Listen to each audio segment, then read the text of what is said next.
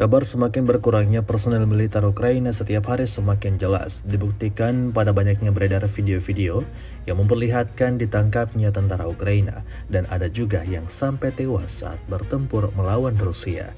Terbaru, beredar di media sosial Telegram pada Kamis 26 September 2024, sebuah video yang menunjukkan situasi pemakaman di kota Kiev. Setiap hari, area pemakaman ini terus diperluas, dikarenakan bertambahnya jumlah tentara Ukraina yang gugur di medan perang. Hingga video ini beredar, belum ada tanggapan resmi dari pihak Kementerian Pertahanan Ukraina.